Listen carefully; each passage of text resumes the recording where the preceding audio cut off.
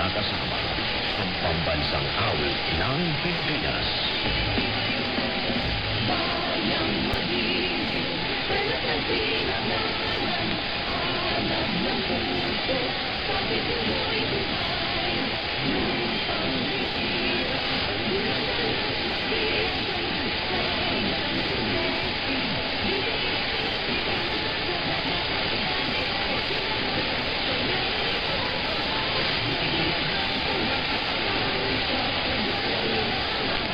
ang ikot ng laawat mo'y tagumpay na nasiling, ang bituin ng araw na kailan pa may di magdidilim, lupa ng araw ng walhati pagsinta, walangit sa piling mo, aming ligaya na pag may mga api, ang mamatay ng dahil sa'yo.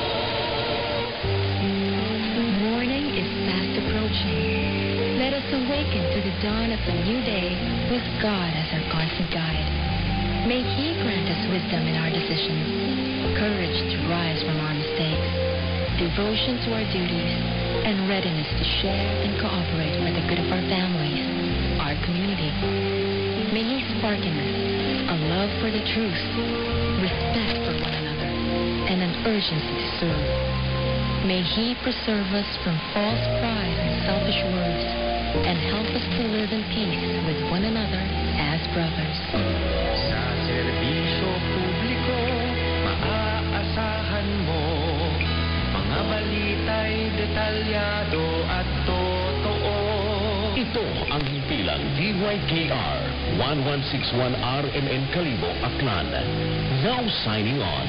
Ang DYKR ay may pahintulot mula sa National Telecommunications Commission. Ang aming studio ay nasa Room 5, second floor, Garcia Building, Sila Serna Street, Kalibo, Aklan. At ang transmitter ay nasa Bulwang, Numancia, Aklan.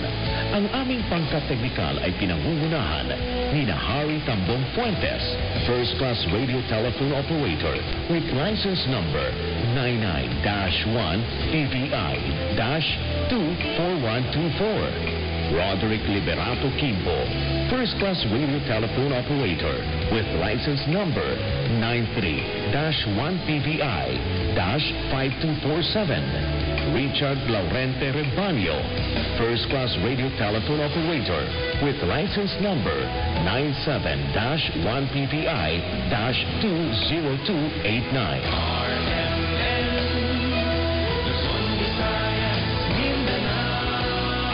Bilang DYKR 1161 RMN Kalibo, Aklan ay bumabati sa inyo ng isang magandang umaga.